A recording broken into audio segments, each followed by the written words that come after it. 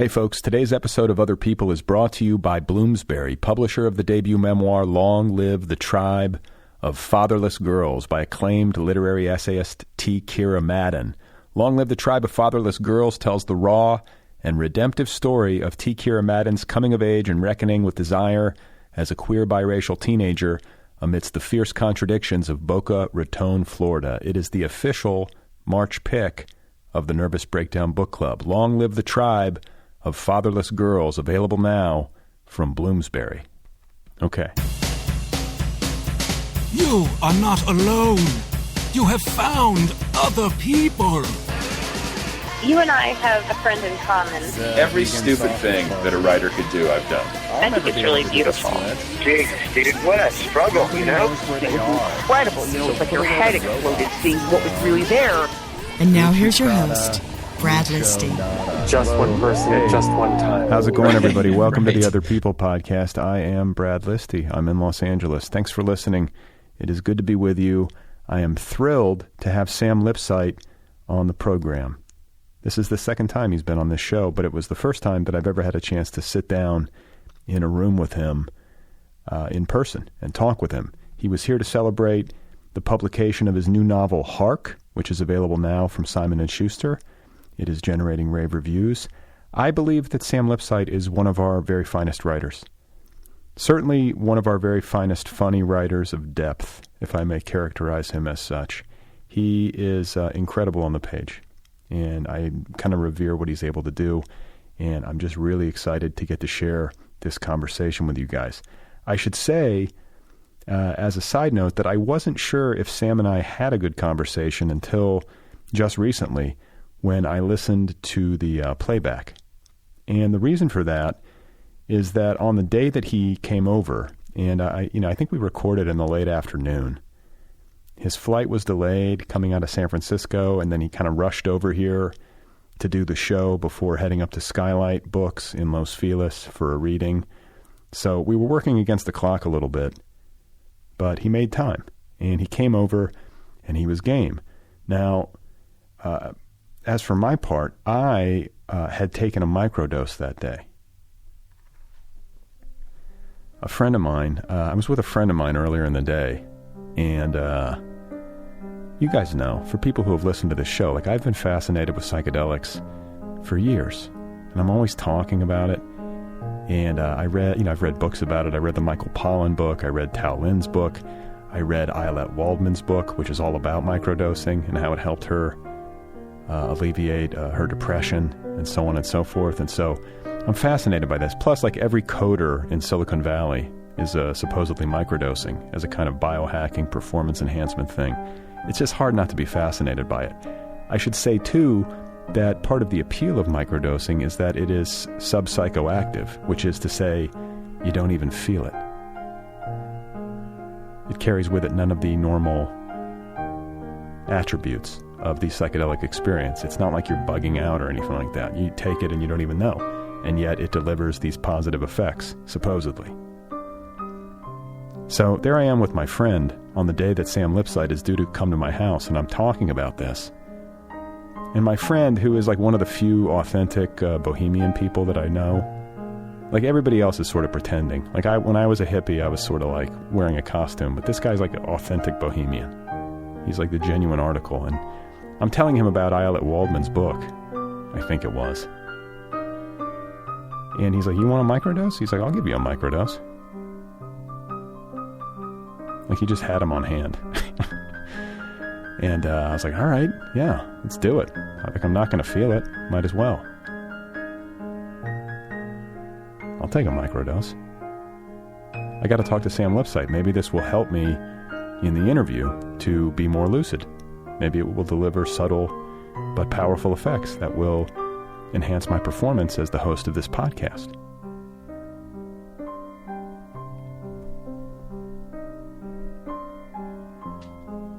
So I take this microdose.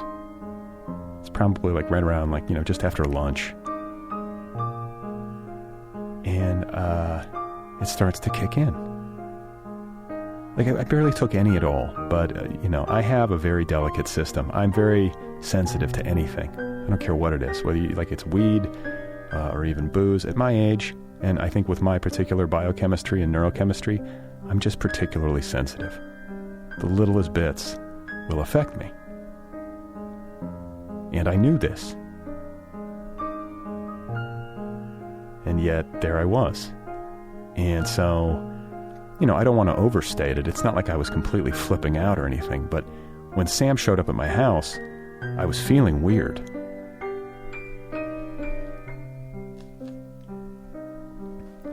There was just like there's a lot going on in my brain, or more than I was typically accustomed to.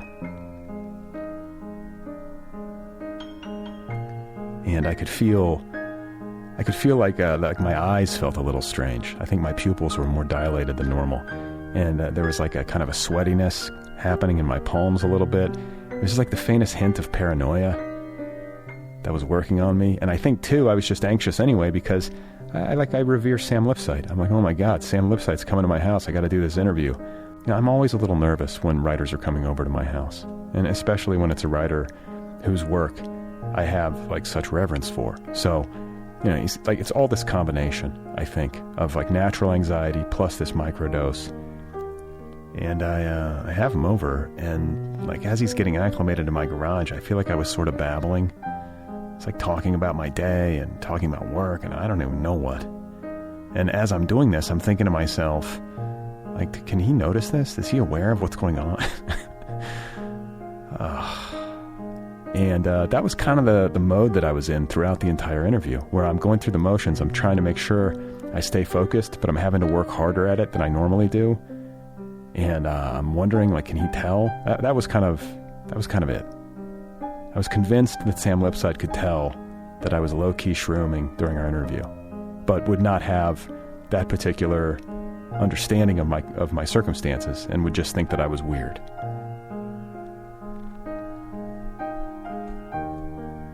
So the good news is I have listened to the playback, and the interview is fine.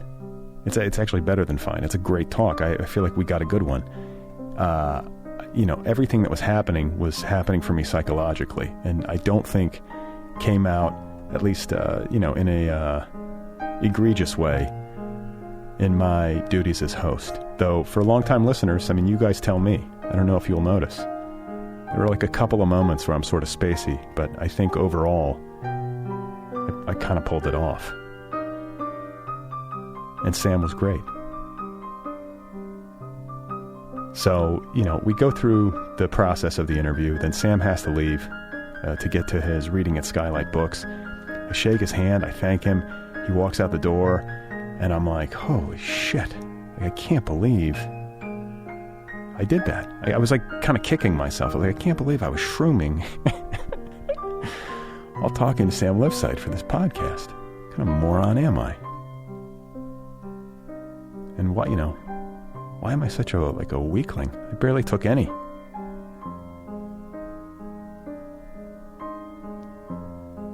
So, that was it. Or at least that was it for the day. I kind of put a pin in it. I took the dog for a walk, probably ate some dinner, and then I went to bed eventually. And I woke up the next day, and as is my nature, I continued to sort of obsess about it. Like, wow, that was strange. I can't believe I did that. I wonder if Sam could tell. I wonder if Sam thinks I'm weird. I wonder if Sam feels bad about the entire experience. I wonder if Sam thinks that I'm unprofessional or stupid.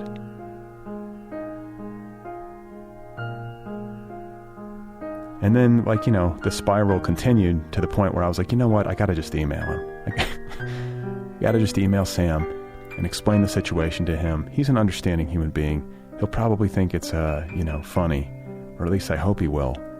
And so I just laid it out. I wrote this lengthy email to Sam Lipsyte where I explained the entire situation.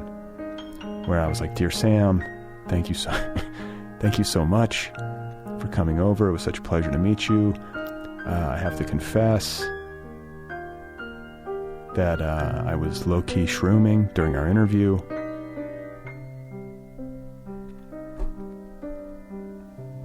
And I hit send. I sent it. And then, you do something like that, and then you sort of wait. And, the hours go by. And I was like trying to put it out of my mind. Like, listen, you came clean. You did what you had to do. This guy probably thinks, you're weird, and now he knows why.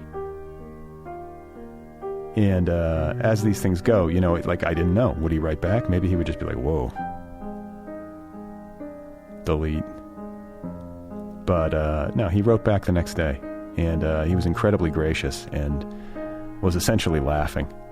And also told me that he had no idea. And that he thought the interview went well. And I think he's right. I genuinely think he's right. I listened to the playback. I was like, oh, this is great. We sound good. With a couple of exceptions where I'm sort of dazed. But I don't know. I appreciate Sam's patience and generosity with me.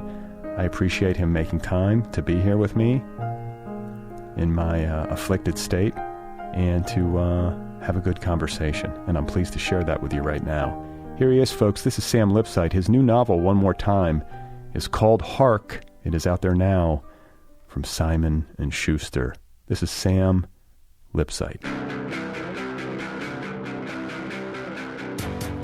I guess what I'm always looking for is a container to hold it. And that can be the story, or that can be a character. It's a way in. It's a kind of access into it. And so then what can hold all of this? And in this case, it was this idea of this spiritual practice and these kind of charismatic leader and some people who are projecting their fears and desires onto him. I'm describing the new book, Hark. But so that, I think I'm always looking for, I got all this stuff I want to put in, but what's going to hold it? And so I'm always looking for that. So the container is the first thing. And the container in this case was the character? In this case, it was the dynamic between this leader and these followers and this idea of mental archery, which was so preposterous. I just found it was so stupid that I thought, here's a challenge to write a whole novel around something this silly. And to actually build that. Yeah. Spend time. To build that world. I felt like at some points I was like, is he channeling Tom Cruise? Maybe it was the name Kate. Yeah. And he kept using, keeps using the name. Is that at all? I think I'm of a generation that is channeling Tom Cruise most of the time. Me too. That's why I recognized it. And so, another thing that strikes me about you and your work is that, like I was kind of saying, it's angry. You can feel anger in the comedy, but angry in all the right ways. So I guess bravo for having good instincts. Oh, thanks. And a good moral sense. But that's the way that I feel. It's thank God someone. Well, there's that fine line between, righteous and self-righteous. And you kind of want to be on the right side of that, I think. How do you guard against it? Do you have to scrub it out in the edit? Well, yeah. Sometimes things you go over the top, or sometimes you, I do so much revision. I always say I really dislike writing. I like rewriting. I really love having something to play with. Getting that first draft is the torture. How do you work? In terms of just my listeners love this stuff. It's the day to day. What's your schedule? Well, because I teach full time, I don't get those big chunks of writing time during the school year. So a lot of the heavy lifting is happening in maybe the 4 months of the summer, that long academic break. And so those are the days when I'm getting up and putting in 6, 7 hours a day and just really going for it. And then during the school year, I'm doing a lot more of the editing and more of the, playing with this chapter and playing with that one. But also, there are days when nothing happens. But a teacher told me this a long time ago, and I always remember it. Even if you're just going to do 15 or 20 minutes, it's important because the danger is to say, oh, I don't have a lot of time today, so I won't do any writing. And you kind of lose touch with your project. But if you can just sit down and move a couple commas around and just read what you've been writing for the last few days, even if it's 10, 15 minutes, you're keeping the current alive between the work and your brain. And I think that's really important, especially during those stretches when I'm not getting the big writing hours in. But it seems like kind of a good little system. You know, you have like the academic year where you don't have as much time, but you're absorbing, building up, and then you get to that summer. I think it is a good system. Yeah, I mean, maybe it's better to have some time where you can't plunge all the way in. That's what you're saying, right? Yeah. Yeah, there's something to that. I mean, there's a lot of time. I mean, I think everyone who writes knows that there's a lot of writing that happens unconsciously before you're even at the keyboard. But you do still have to do the work of transferring that to the screen. So unfortunate. Yeah, I know. It's a little of both. The other thing is I mean, some writers all work differently, and so there's no one system. But I don't really start with a big plan. I sort of feel it out, and I let it develop, and I follow it, and I go sometimes just sentence by sentence and see where these utterances lead me. So no outline. So I think that if I'm writing a novel, once I'm kind of into it, I'll start by taking notes about where things can go, and I might scribble down on a piece of paper, for tomorrow's writing session, he goes to the store or something like that. Yeah. But nothing really big, and I don't have some complete outline. That first draft is just about discovering what I'm writing. Okay, so you're in the summer, like the heavy writing phase. Yeah. And you're in first draft, and you're sort of just like finger painting in the dark. Like there's no pre-planned. How much permission do you give yourself in that phase to be messy? Well, I mean, there's an interesting tension there because I give myself total permission to be messy, and it's important to make a lot of mistakes and throw things away. But I'm also around this stuff, not in life in general, but around this stuff, very anal. And so I always want to fix everything right away and make everything neat and right and land correctly. And, I got some of that. And so I feel that maybe over the years I've accepted this as a productive tension between these two impulses. One, to just let it all fly, and the other is to fix it immediately. And if I find the right balance between those two things, I'm kind of moving sideways, but I get momentum and I can go. Well, but it seems like a healthy tension because and like a necessary one, because if you're too permissive, then it's just a mess. Right. And if you're too, I got to fix it, then you don't let yourself. Then you become a perfectionist and you can't get to somewhere interesting. Yeah. And I think too, because you work in a silly vein, comedically, like you have to let yourself be silly and probably entertain, I would imagine, some jokes that don't work. And Oh, well, absolutely. I mean,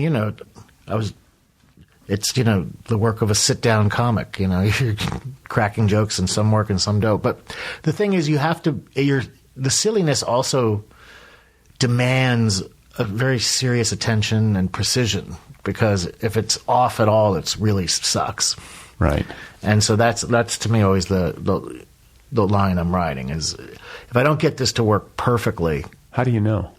Well, you just know. I mean, maybe you don't know because sometimes people say this sucks. But I mean, do you have a reader who's it's good, or do you just have an inner, barometer? Well, first you have to trust the person inside you who sits, or who's the one sitting on your shoulder saying, that's good, that's not good. Right. But I also have people who read my work and give me feedback. Like a trusted, same people for every book, or does it vary? Well, it's a few people, but my wife is the first line of defense, so I give her everything. And if it doesn't get past her, right, then it doesn't go into the book. but then I have a few other people that I show things to. But then also this book, I started it in 2012, and I was working on it for a long time, so I was able to really see what could stand the test of time and what didn't. So I could pull things out that just maybe seemed funny at one point, and not just funny, but poignant, because the book is, it's in the comic vein, but of course there are all sorts of, there's the gamut of human experience and feeling in it, or I try to have that. And so, is this really funny? Is this really moving? Is this, or did it just seem so at the time? That's a lot of it. So 2012, that's interesting, because you the bulk of work on this book was done pre-Trump. Yeah. And yet it seems I guess with that knowledge, kind of predictive. Well, I don't think it was predictive. I think all the stuff that I mean, Trump is sort of the culmination of a lot of stuff that was happening for a long time. I know, but not everybody's picking up on that. Right. But I mean, a lot of the stuff that, we are talking about, whether it's climate change or, the wars we've been fighting or rising inequality, all those things, they were in the air long before Trump.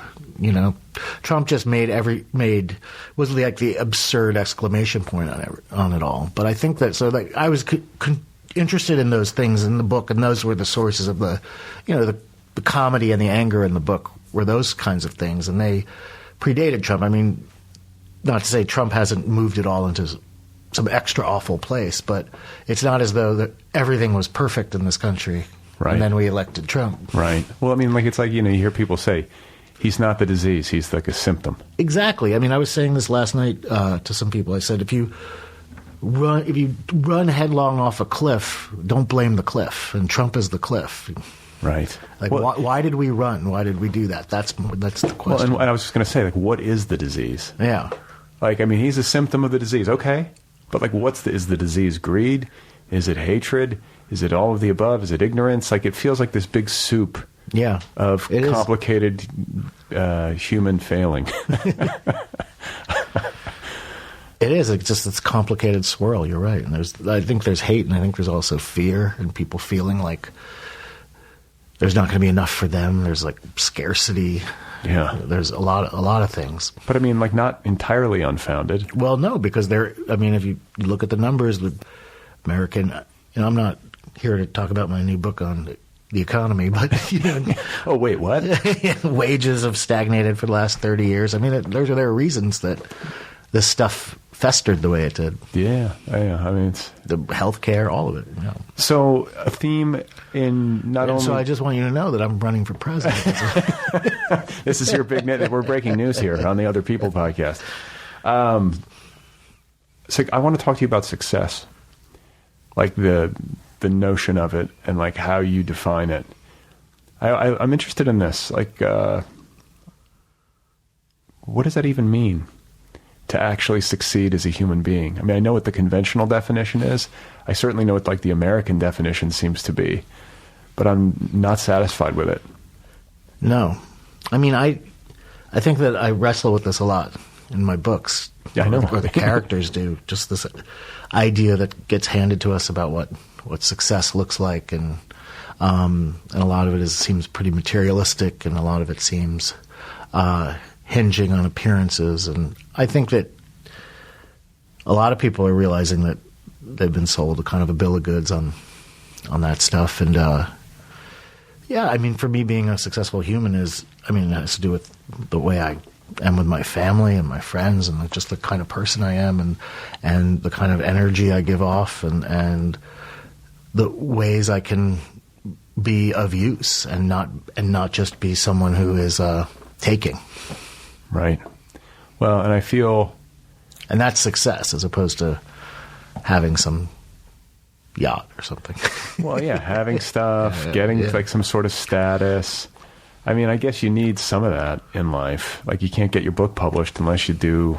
You got to jump through certain hoops. You have to jump through some hoops to get to the place where they will publish your book or give you a job teaching. And I mean, that's all true. And so there are markers of success in one's life, but that's not really how I think ultimately, as you get older, you're not measuring yourself that way. Well, and I think too, more thought.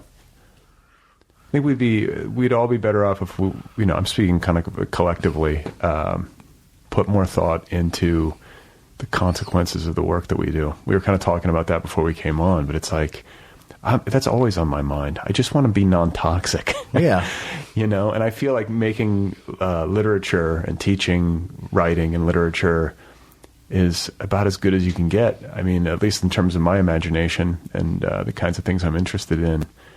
And I think all too often in kind of our corporate-driven society, you wind up in jobs that can easily compromise you, even if you have better intentions. Oh, I think that happens all the time.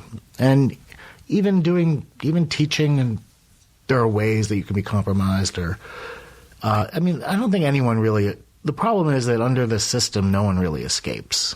and the only people that escape are people who are so independently wealthy that they don't have to do anything. Right. But if you have to work for a living, you're somehow participating in the problem, whether you want to or not. But then you have to try to find other ways to compensate for that, I guess. Well, that's what I've been thinking like lately. I'm like, these people with these incredible fortunes, and they're still doing stuff. It's like, just go on vacation. You did it. Like, stop.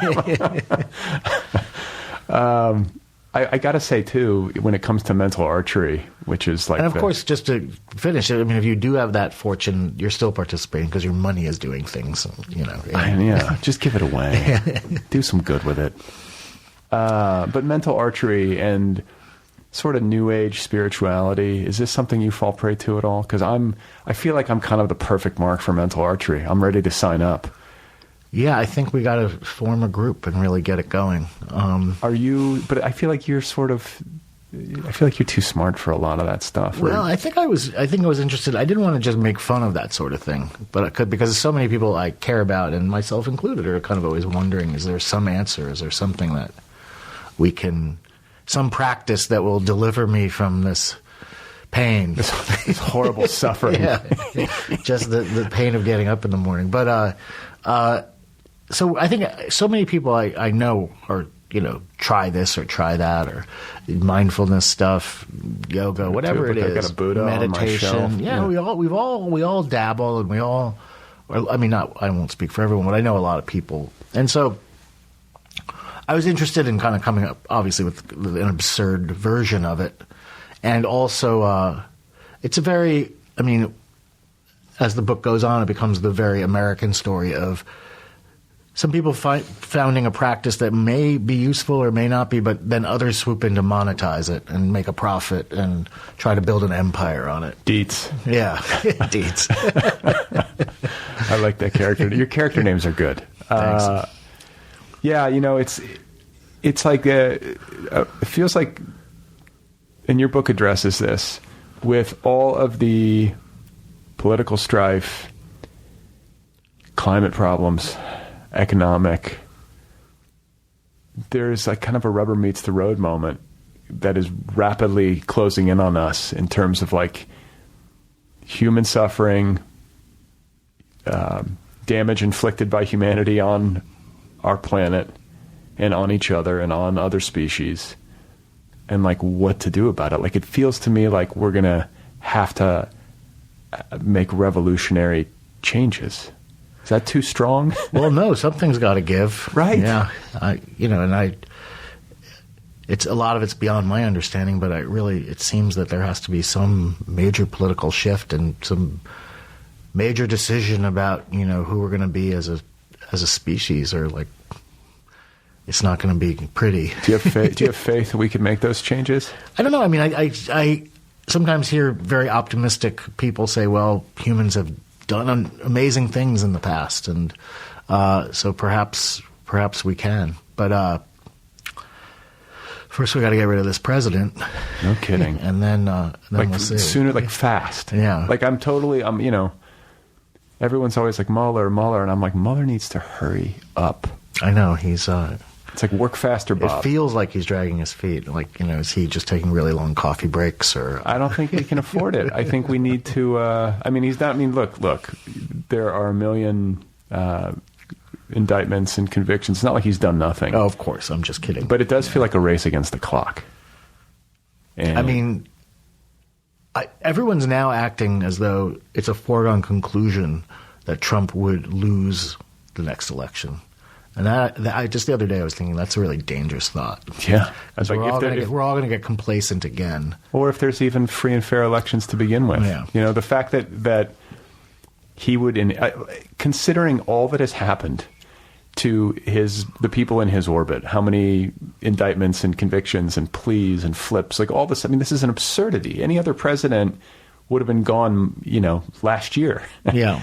The fact that he's even projecting any kind of confidence that 2020 is a thing should scare the shit out of all of us, and should make us pay very careful attention to the integrity of our elections. Because if you're that confident about it, like, what's going on? I'm suspicious. Well, we already know that there, fishy stuff happens, so. Yeah, too much. Did you watch, are you into cults? Did you watch any, because I watch all these documentaries about cults and cult leaders and the dynamics of, Yeah, I used to be really into cults. I mean, not myself. You spent some time in a cult? I never spent my time in a cult, but I was always when I was a kid, I loved movies about cults and read books, about various cults. And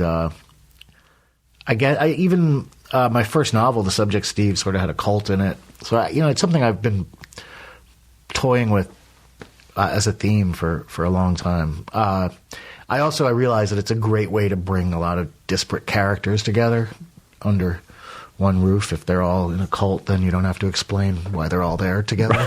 So, got a great reason to be hanging out. Yeah. But I've always been interested in the dynamic between a certain kind of leader and others, and the kind of what that charisma does and the way people project themselves onto a figure like that. Because the thing about Hark in this book is, where he's not conventionally developed as a character the way the others are. He's kind of this cipher in the middle of it all. And so, you don't know what kind of toothpaste he likes. In the same way, if you think of, famous figures from history, those aren't the kinds of details you really know about them. Whereas a character in a novel, you kind of get all these fine-grained details about. So I was interested in exploring that in this book. And I was remembering the other day, when I was a kid, I was really freaked out by this movie I saw. I think it was Canadian, but it was called Ticket to Heaven, and it was about... it already sounds terrifying. And it was about Moonies, I think. And they had to sell the flowers on the side of the road. Uh-huh. And I think there's a really terrifying deprogramming scene in it. But I just remember as a kid being freaked out because they're all hunched in the van about to go out onto the street to sell the flowers for the money for the cult. And they're just chanting, "Bring in the money, stamp out Satan. Bring in the money, stamp out Satan." And that's etched in my mind. I mean, it's not, you're not even trying to fool anybody at that point. It's and that's what I'm trying to do with my work, to bring in the money and to stamp out Satan. Just the basic dynamic of people in a cult or a cult-like group just looking at each other and agreeing that the bullshit, they've just agreed that this bullshit is true. Right. But we do it on a large scale in the more accepted religions, and we do it in our political system in some way. I mean, there are other places where we all sort of agree on a reality. So I think that's one of the reasons we are fascinated by cults, is because they're not that different from some of the other institutions that just seem normal to us. Right. Well, I mean, we're in Los Angeles. Every time I drive past the Scientology Center. Exactly, yeah. I'm just like, wow. And it's normalized. And I'm like, do we realize how crazy this is? I mean, aren't they still illegal in Germany or something? Yeah. I mean, and not without good reason. Right. But yet here, it's just it's part of the furniture. Did you think about that at all? Is that something you've ever done reading about or been fascinated by? Well, I've read some of that Lawrence Wright stuff, that book. Yeah, I mean, I think that there's great... That didn't really play into this book, but that's a fascinating story. And then what about... you said you're kind of a sit-down comedian. Did you ever try stand-up? I thought about it when I was younger, and I just realized that I didn't really want to get up in front of an audience and do that, but it was more that the way I was funny, I realized worked on a page more than it did. A stand-up is doing a lot of stuff with language, but also there's a lot of body stuff, there's facial stuff, there's vocal inflection. There are all these things that make a great stand-up comedian. And all I was really interested in was the language part. So it felt more right to... And then, I mean, I wanted to write fiction. I wasn't just wanting to write jokes. I was turned on as a young writer and reader by writers that I thought were hysterically funny, but also very deep and moving. And like who? Barry Hannah would be one. Grace Paley, Thomas McGuane, Stanley Elkin. And these are writers who I think, could get to the whole gamut of human experience, but also be screamingly funny on the page when it called for it. Yeah. And so that was a big revelation for me, because before then I was a reader and I liked books, but I always thought that they had to be serious, and I always thought that it couldn't be good and funny. Like there was something wrong with it if it was funny. Then it was just like a bathroom joke book or something. Yeah. And so the discovery that literature could be deep and funny at the same time was a big moment for me. Absolutely. And did you ever try like open mics or anything like that? No, I never tried anything like that. Okay. It was just all in my mind. I had a stand-up routine in my mind, maybe, but I had a solid 5 in my fantasy. And then I became, I was friendly with some comics, so I saw what the real thing was, and that made me understand that I'd made the right decision. I was going to say, yeah. There's kind of a recurring motif in your book where a father is looking at his kids and being like, my God, you've inherited a doomed world. Yeah. And that hit home with me so hard. Do you have kids? Yeah, I do. So you feel that too? Oh, yeah. And like that guilt about like, did we do the right thing by having kids in this fucked up world?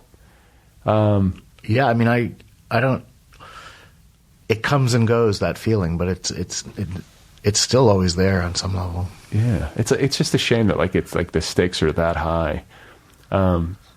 And that bringing children into the world should be like a beautiful, happy thing, like without question. Yeah, and it is, but it mostly is. But this thing lingers, this idea, and I don't know if it's different for us than it was. I mean, other people have brought children into the world during dark times, but maybe it's just the sense that like there's this apocalyptic feeling in the air, like it's ending, not like it's bad.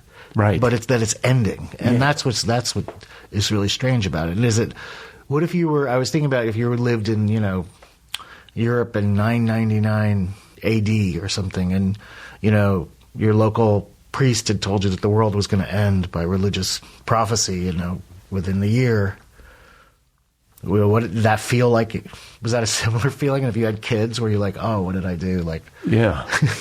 Like next year the sky's going to open up and everything's going to end, and I feel bad about bringing this lovely child into the world. I mean, possibly. That's the thing. Like, I think like anybody who has kids, you're like, that's the greatest thing. Like, I don't regret it at all. Of course not. Yeah. And then at the same time, you worry about your children's future. And when I look to the future, I'm not like, I don't think dispositionally apocalyptic.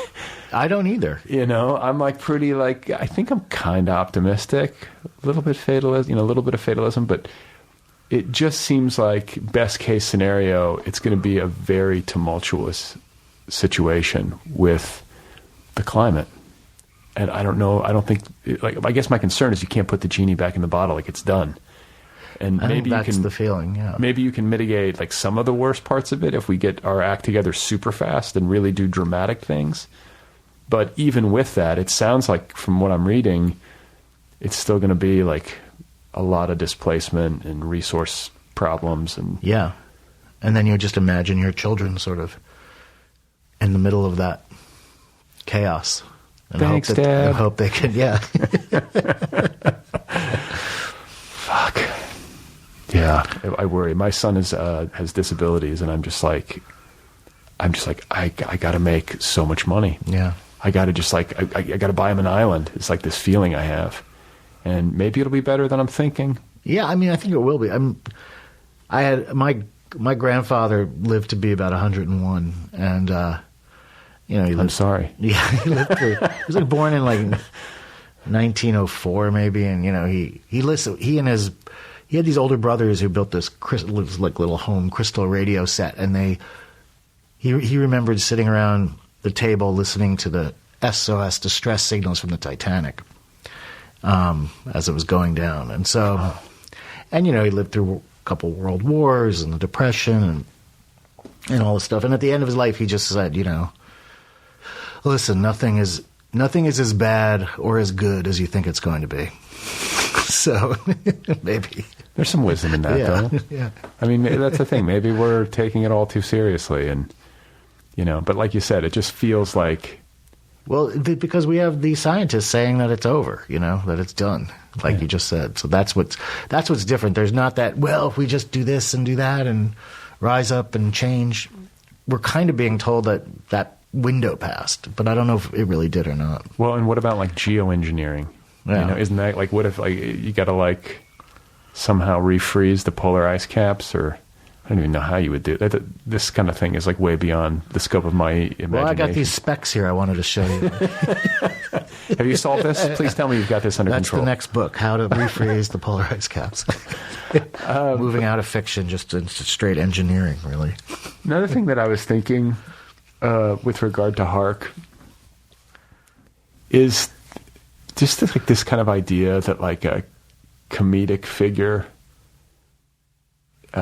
rising to a level of, and I guess Trump is sort of this way, though he's not at all intentionally comedic.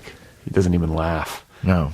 It's the true sign of a psychopath, I guess. Yeah. But I think that like there is maybe an openness, or like the things have gotten so absurd that like a comedic figure I could see resonating with people in a serious way. Yeah.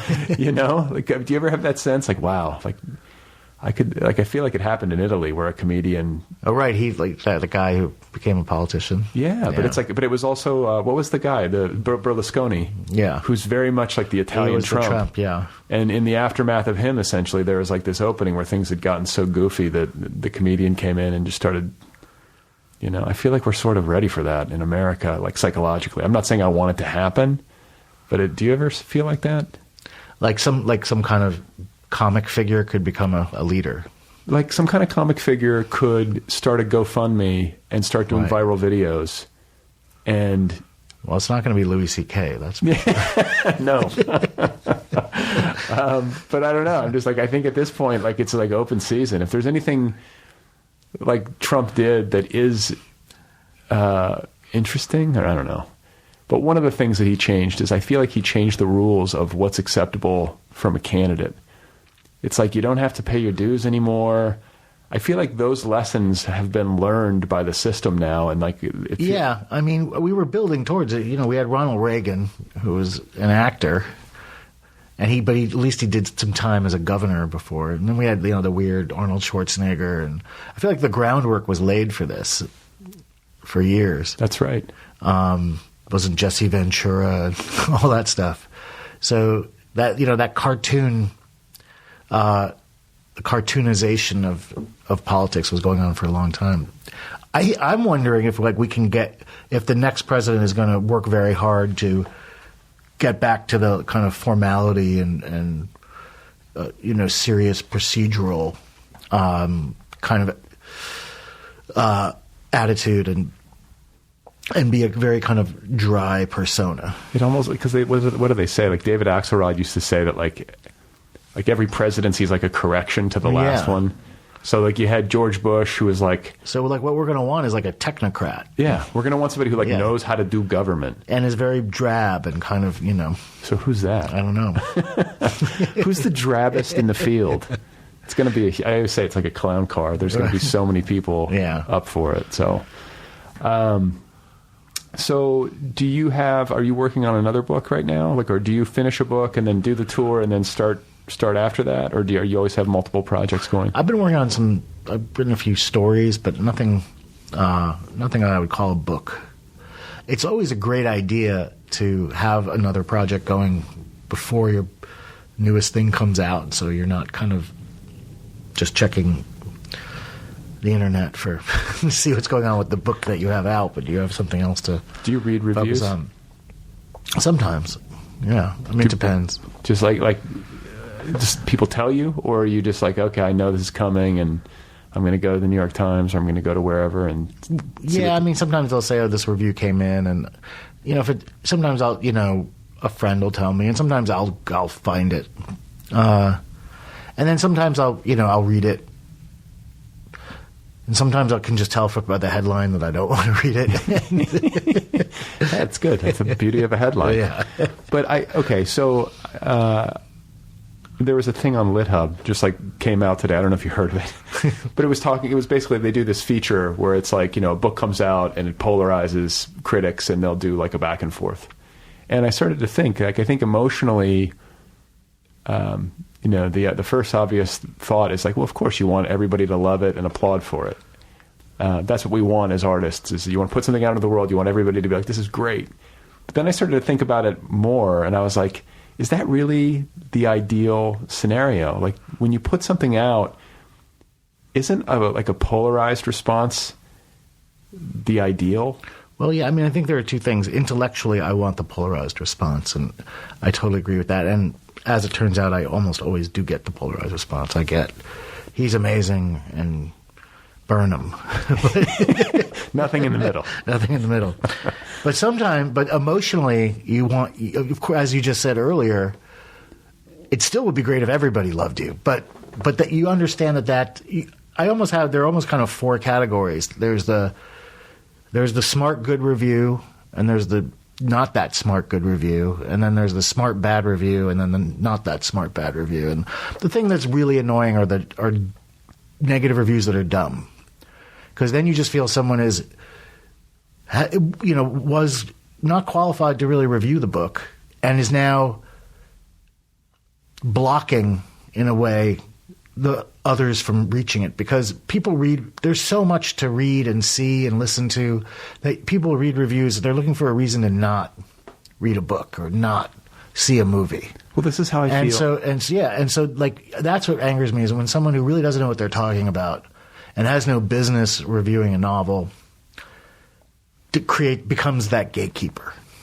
Yeah, I couldn't agree more. And I also find myself getting frustrated. I don't know if this would fall into the dumb good review category, but over and over again, I read book reviews, and it's like an effusive review for the most part. And it goes like 75%. The first 75% of the review is all the reasons that it's a great book that you should read. And then there's always that bit at the end where it's like, but. And I stick it in at the very end. At the very end. And I'm just like, don't do this to me. Like, not that you can't offer your criticism, but just the format feels lazy. I don't know. Something about it frustrates me. And then the whole idea is so that you're supposed to finish the review feeling like, well, I guess there's something wrong with it, so I shouldn't read it. Yeah. And that what was the point of the review? The point of that end is like it feels like the reviewer like covering bases. Yeah. It's like, well, just in case like I'm wrong for liking this, I'm going to say that there are some bad things about it just so I can feel like I don't know, it feels just cheap. Like it's like I don't want you to think I'm a sap. Right.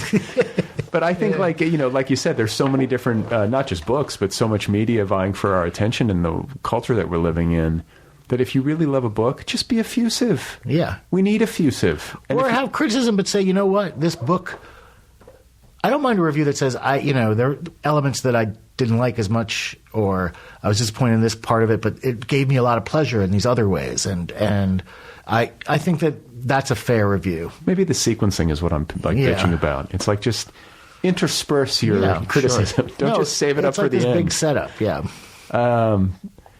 So, and then what about writing for the screen?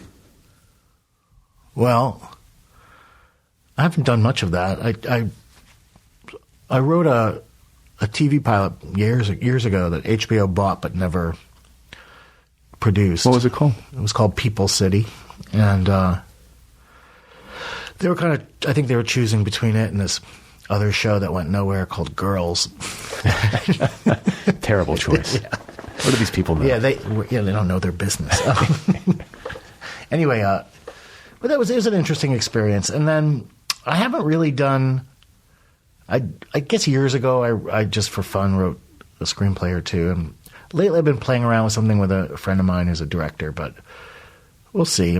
I love movies. I watch a lot of films, and I watch some TV too. But what kind of movies do you like? Is there like a genre that you gravitate towards? I like things that are. I mean, I guess I like movies that are kind of like the books I like, that are kind of strange and funny and coming at things from an interesting angle. But then I will also sit and watch some dumb shit for for hours if I'm on the couch. And have you seen The Masked Singer? My wife. Oh, I've heard about this show. Yeah. It's like you're sitting there for half an hour waiting to find out that Terry Bradshaw is wearing like a donkey costume. Right, exactly. No, when I saw the promo for that, I just thought that is genius.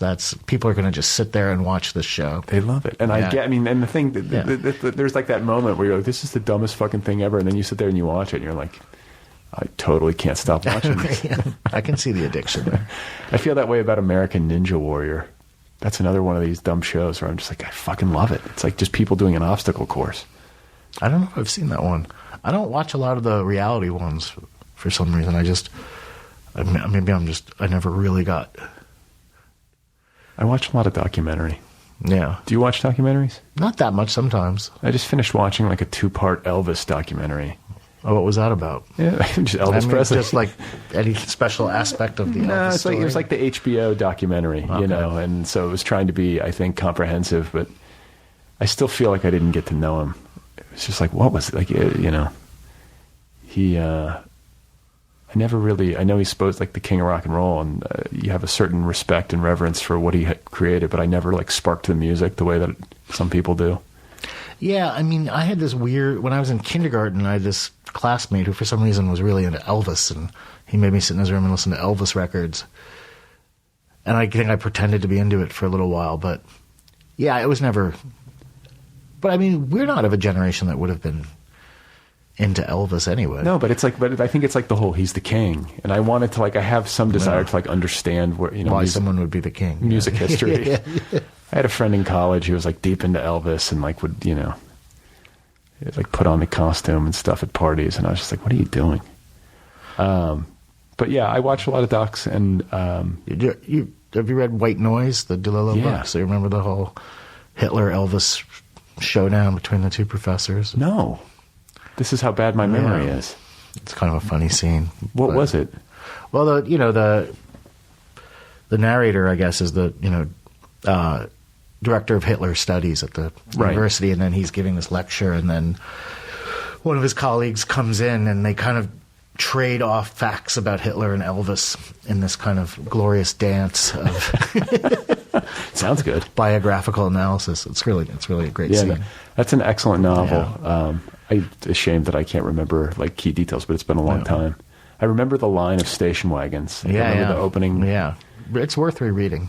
Yeah, that's another, like, he's another writer who's like eerily predictive and sort of knows everything. He really, that guy's a genius. Have you ever met him? I have, yeah. See, what's he like? Because he seems like he's like an unknowable figure in a good way. He doesn't really do a lot of press, and he's not. No, he's from the old like silence, exile, cunning, school, the James Joyce thing. But he's actually a very nice guy.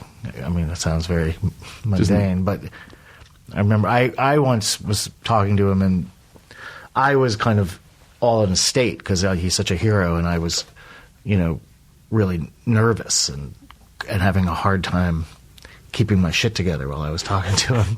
And he was just being, pleasant, and he asked me like what I was working on, and I told him, but I was all over the place. And then 45 minutes later, and I asked him what he was working on. I think he was working on that book, Falling Man at the time, but he said something like, "Well, Sam, I've been working on this book, and it's really been this great experience lately. It's just, and I remember he said it's just curling out of my typewriter like a beast right now." And I was so nervous that I just blurted, "Well, I look forward to curling up with your beast." That's one of those ones for like after it, like that night. And he just gave me this little look and then walked off to talk to somebody else. Check, please. Yeah. Oh man. Well, that's the thing too that's I think intimidating about him is that there's the wicked smart. He's incredibly intelligent, but there's also like not a ton of humor in that work. There's some. Actually, I find it really funny. I think he's really funny, but it's super dry. I mean, I guess White Noise is White Noise is very funny. Some of it's not as funny, but I'll say some of those earlier books, like Great Jones Street's really funny. Right.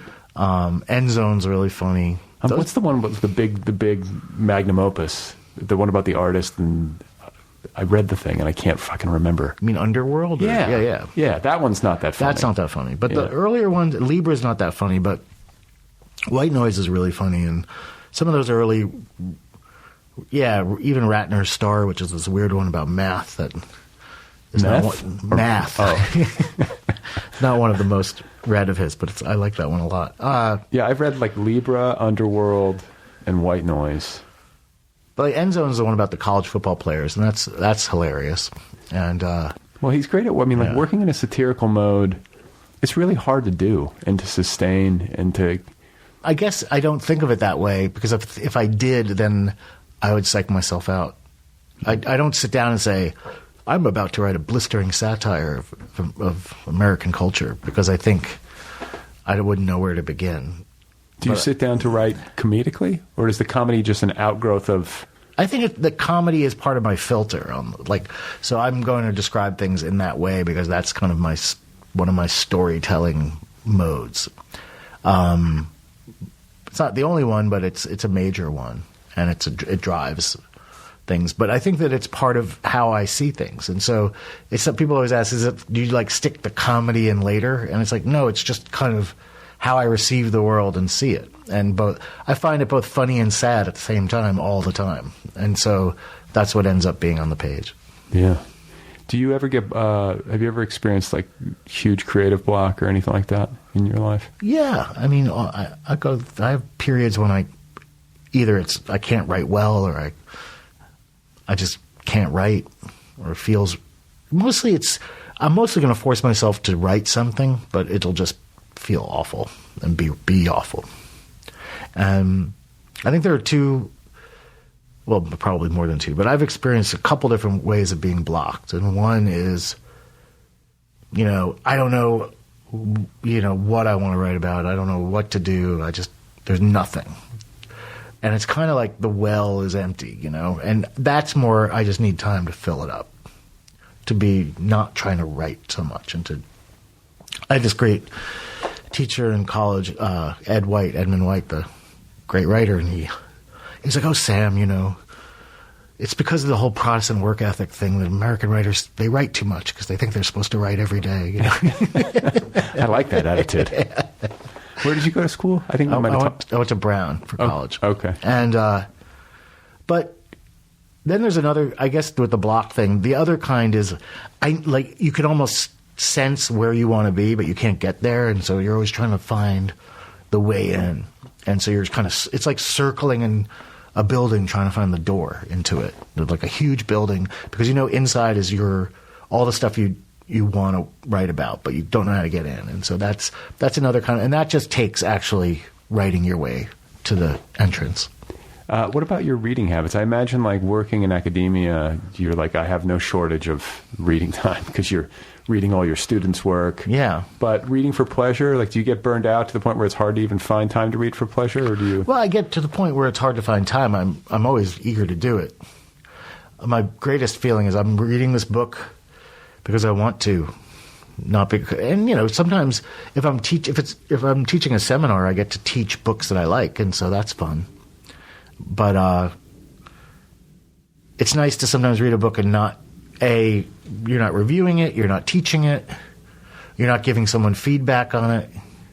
You're just going to that's a nice feeling. I'm just going to read this, and whatever stays with me, and it'll be an experience. It's the best feeling in the world to have a book where it's like you cannot wait to get back to it. Yeah. I love that. Is it easy for you to find those books? No. I mean, I don't. I think it's like anything else. There are a lot of great books out there, but then there are a lot of books that aren't that great, or that aren't for you. Like I feel like this increasing pickiness as I get older, and I don't know if it's just the way it's the way of aging, or if there's something wrong with me. But it's like I'm trying to find. I always say the instruction manual, but just that book that's like speaking to me at that particular moment in my life. And it's like every once in a while I dial it up, but a lot of times like I'm just like going through books, like searching for something, and I don't even know how to quite define it. Yeah, I know the feeling. For me, I'm asking myself, does this person listen to himself or herself as a writer? Can you tell, is this person just seeing the sentences as these kind of vehicles for a story, or are they trying to do something interesting with this language? Are they hearing themselves sing, basically? That's one question. And then, is there something that they're saying about life that is going to help me live and die?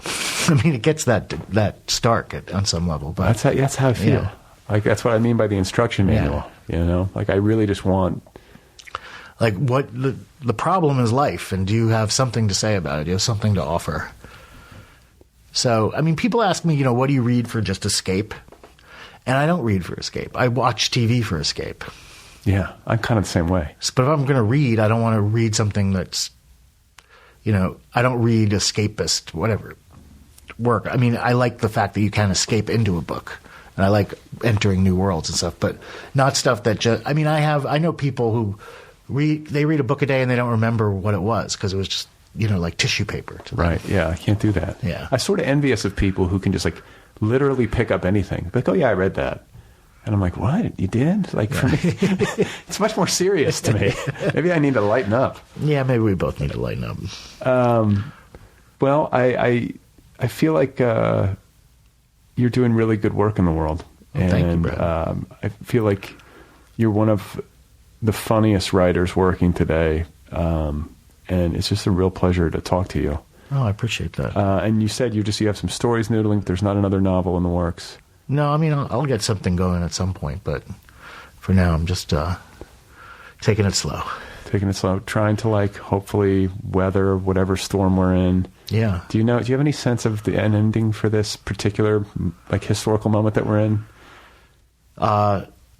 They all seem so frightening. 25th Amendment. I was on the plane today, and I was reading this article in Harper's about our relationship to China, the U.S. relationship to China, and all these a large percentage of experts predict a war between the U.S. and China within the next 50 years. I mean, can you imagine that? Oh, my God. Like, but what would it even look like? This is the thing, is that land war seems like sort of passé at this point. Yeah. Like, really inefficient. So then it's like information war, which is what we're living in right now. No, I mean, they're talking about military soldiers fighting. I mean, it seems to me that to even have that conversation. Well, I'm reading stuff on Twitter, which, you have to put an asterisk next to it.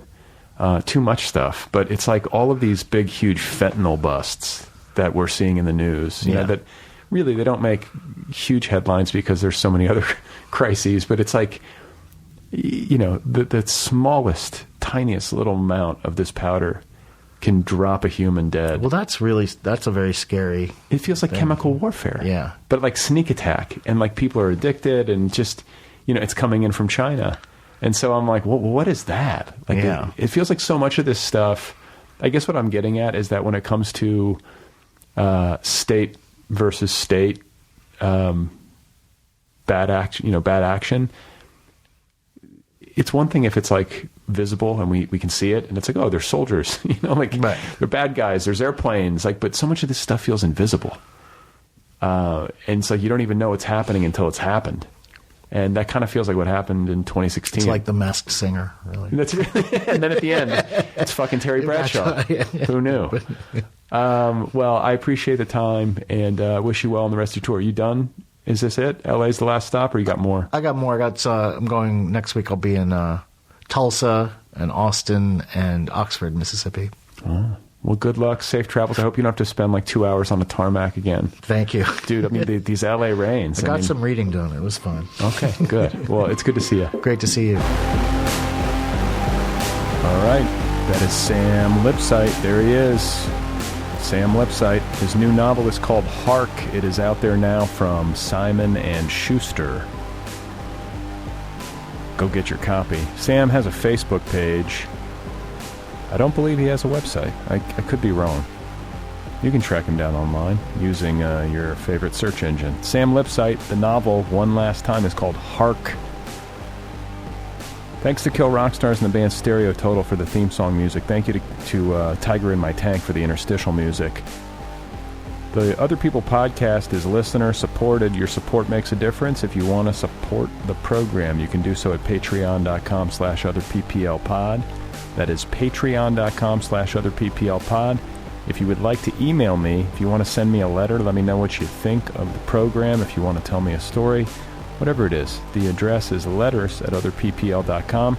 Don't forget, this podcast has its own official app. The Other People with Brad Listi app is available for free wherever you get your apps. Go get the app. It's free.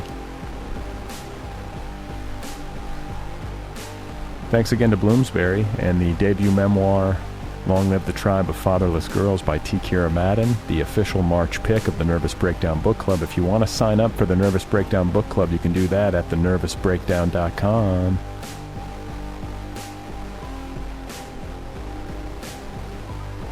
So, comedy of errors. What else can I tell you? That's my life. That's everybody's life, is it not? Is it not just a series of,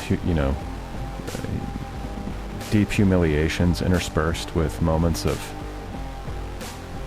brief joy and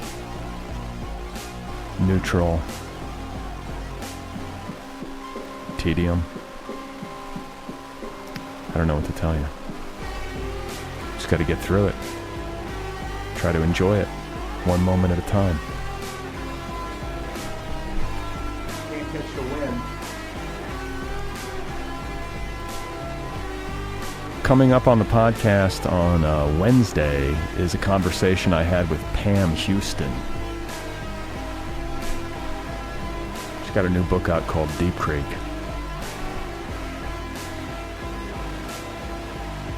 The subtitle is Finding Hope in the High Country. Pam Houston coming up on Wednesday, right here on the Other People podcast. All right? All right. Okay. Okay.